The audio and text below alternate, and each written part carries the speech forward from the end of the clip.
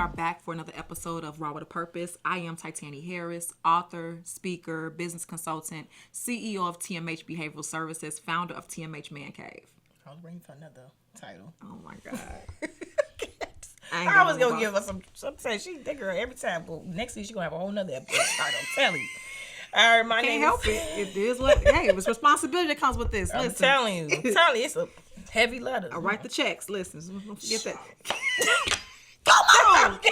I'm Latosha Davis, couples, marriage, family, and relationship expert here at TMH Behavioral Services and vice president. Yes. Yes. I think we need these laughs for this episode because we're talking about a very heavy topic. So want just to put some disclaimers out there for people. We're going to be talking about trauma and who are you without your trauma? And so trauma in its purest form is basically a distressing event that promotes emotional or physical response, right? So anything that has happened to you and you have an emotional or physical response to it, no matter what it is considered trauma. Yeah. And we want to talk about that because, as you know, we're trauma-informed therapists. Let me get it out.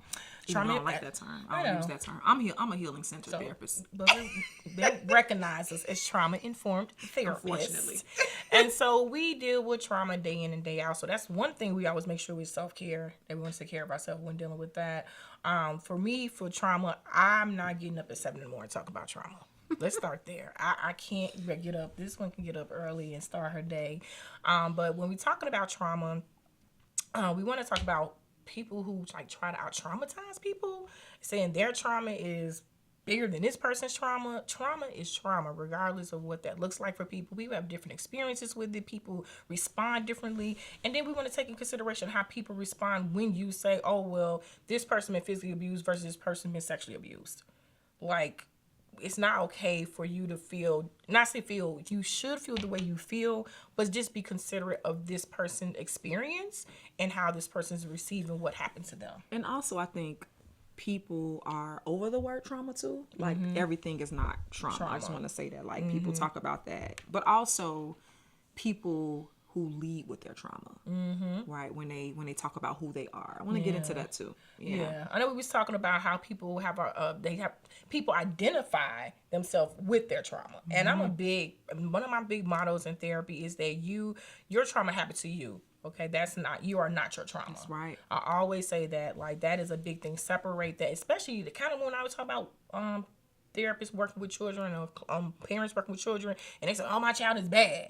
Separate that out. Your child have these behaviors. Your child is not bad. It's just these are the behaviors affecting your child. So we need to kind of recreate the narrative around that. So that's why I think it's really important to get into that topic so we can kind of get a better understanding of what that is, what we can do, how we can support each other through that, and also understand the impact with relationships, with trauma.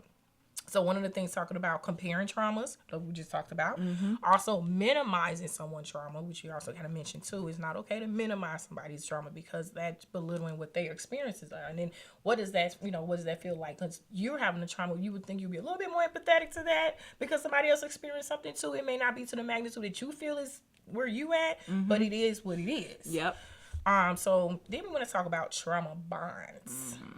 Trauma bonds. Yeah. So sometimes people have this habit of holding on to things or people that are familiar and not necessarily good for them. That's a trauma bond, right? And a relationship is where you have a shared negative experience or similar experiences, and that experience is your relationship is based on that experience. So if you both grew up with certain experiences that were negative or traumatic, that's a trauma bond. Codependency is a symptom of trauma bonding. These strong emotional bonds with people that are based on traumatic events. And I think a lot of people experience those things. I often think about my friendships, and I have a history of what's called complex trauma. My complex trauma is basically where as a child you experience these multiple traumatic events such as abuse or neglect. And so I had that experience as a child. And so I have friends that I grew up with who had those experiences similar to me, right? And we were bonded over our trauma, but I noticed as I healed and moved on and they didn't, our friendships changed. We were no longer trauma bonded. And so that's an example of the trauma bonds in friendships. And then I want to talk about maybe the couple aspect about it. I hear often that couples come together like, yeah, so my partner had this experience growing up, I had this partner, so that's kind of how we became friends, we came and fell into this relationship. But I don't know why we can't connect on this level. Well, you connected on this level. Yeah. You didn't connect. This is communication, understanding upbringing, understanding values. That's a whole different entity. Yep. That doesn't combine with the trauma bond. So you can't use trauma bond as, okay, because we got this experience together, everything else should fall in place. That's not the case. Well, also because it's a negative experience, right? And so I often ask people, who are you outside of that? Right. You know this about me, and you know I used to get teased about, not teased, but like people will often ask me, you know, like, why don't I share my story, right? Because I have this history of complex trauma and all these things that I've overcome by the grace of God. Because I don't want to be identified as the person who went through this, or the trauma is associated with me. Right. And I've learned that the trauma is a part of my story, right? And I've also found that medium where I recognize that my story can be inspiring to others, but I don't necessarily want to lead with. When my legacy, I want it to be that I help my community heal at the end of the day, not for what happened to me, right? It's a part of who I am, right? It happens to me, but it's not who I am. Right. And so I think that's important too for those who have experienced complex trauma, because a lot of us have, right? And I think oftentimes it's hard for people to move beyond that because they don't have a story outside of their trauma. That's true. You know what I mean? True. And then also just to kind of piggyback on it, like we're talking about the complex trauma, like a lot of people experience trauma. I've experienced trauma. You have complex trauma. We have a good friendship, but you have a really good way of, if you even feel like you going towards that lane, you like, you know what? Nope, that's a conversation for me and my therapist. I do. Like, she'll stop that conversation. I just like, okay, so what's the next? Because I also want to respect, and I think we deal with this as therapists. I want to respect, I know that I can talk to you as my best friend about anything, but I think for me, I recognize that you carry so much personally and professionally. I don't want to add to that plate. Right. And I pay my therapist very well to hold my shit. Right. So I'm going to call her. And so I think for me, it's utilizing my resources, right? And I think a lot of times when you've had a history of complex trauma, you have to lean into those resources, right? And I want to just acknowledge you for, you know, we grew up very differently. People understand we grew up very, very differently, but our friendship, what I love about it, it's not based on our trauma, right? Like you had some trauma, I've had some complex trauma, but that's not what keeps us connected. It's like who we are as women now, right? Like business partners and what we've built as a friendship. And I love that it's not based like some of my relationships in the past on our trauma. It's based on who we are, which is a testament to us and our growth and our healing. Yeah. And then also just talking about like, it's one thing to, you know, you have trauma and you expressed it to your friend, that's okay, but to relive it every time with your friend, that's not okay, you know? And then to get mad at your friend because they're tired of hearing it. And then sometimes people feel like, I don't know what you want from me. I don't have the capacity. I don't know what you want from me. I don't have your answers. So then it's not, if I check out, if I'm not listening, if I'm not giving you a response, and now you feel like I'm not being a good friend.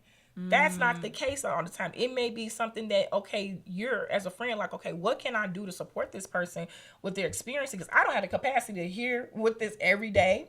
I don't have the resources. I don't have the tools. Yep. And they are not your therapist. They're your friend. So you can have these conversations with your friend, but it's not their responsibility to hold your baggage. Also, having those conversations with your friends, I think is great. That's therapeutic. That's not therapy. Right. And I often hear people say like, "Oh, I can talk to my friends. It's therapy." No. It's not the same thing. Like talking to your friends, that's therapeutic. That is not therapy. And so also respecting those boundaries that you are responsible for your own healing. You are.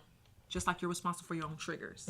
And so it's important to acknowledge that. And I love how, you know, in our friendships, we hold each other accountable for things, right? Even, you know, in our work, I'll say, hey, Tasha, I want to know how you feel, right? I want to know what you think, what you saw in the client, and understanding and recognizing like when the counter transference that some of us may experience as therapists, like, you know, one of the things, because I know I've had so much complex trauma early on in my career as a therapist, I, working at Chaz, we worked at Tasha and I worked at a DCFS agency together years ago, more than 10 years ago.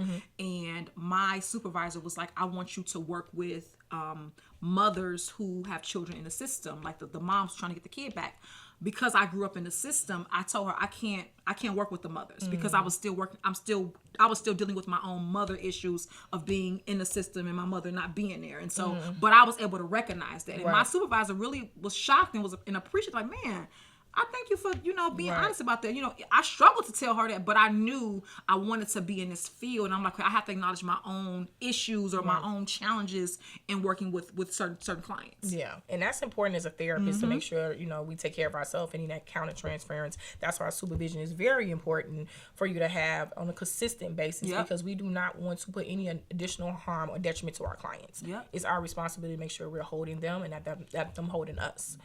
We are not here for them as a therapist to hold our stuff in our sessions. Exactly. That is not okay either. She don't talk about it. Yes, I have to because I hear so many stories, and let me just be clear: the things that my clients know about me, they only know because I speak about them publicly. Right. Anybody who has ever worked with me over my 10-year career can never tell you that I've shared one thing about myself in a session, or that I've ever made it about them, because I take pride in saying this space is about the client, and I've said, you know what, I need to work on my own healing. That's my responsibility. So I've done the work and I'm still doing the work. Shout out to my therapist, Jamila Jones. I'm still doing the work so that I can continue to serve my people. But I think it's important that as clinicians and therapists and mental health professionals, we understand like the work is about the client, right? You have to be able to, you have to hold yourself accountable and say, you know what, I'm having my own issues. I may need to take a break or step aside, right? So that I can continue to serve my clients. We can count on one hand how many times we hear the client say, well, the therapist talked about this and made it about them, and it's like, that's so unfair. Like, you need to be in services yourself. Right. And this is not to say that because you've experienced something you can't do the work. It's when you haven't healed that you can't do the work. It's when you haven't done the work on yourself is when I think you're not providing a service to our clients, or you are a disservice to our clients. Yeah, I agree.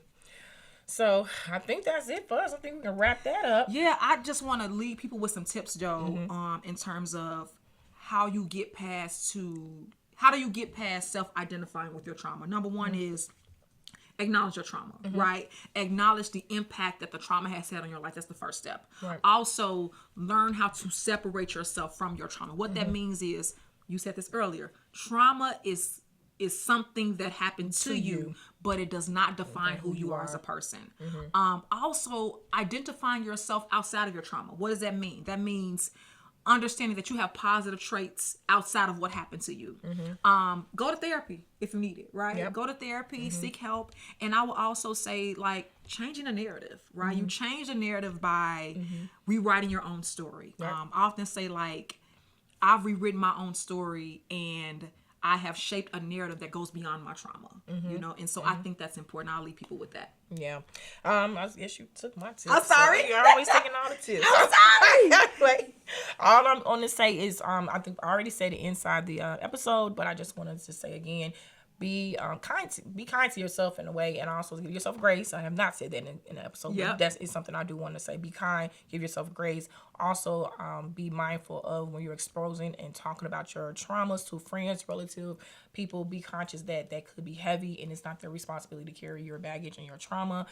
Also, if they are your friends or relatives are giving you resources like, hey, seek therapy, here's a group, do not take that as a dig. Do not take that as they're not trying to be involved, that they don't care about you. Take that as another way of another positive thing, that I care about you that much, that I got these resources for you. And I would just add that I want people to remember that you're resilient and that there's always room for growth as long as you're living. Yep. All right, y'all. That's this episode.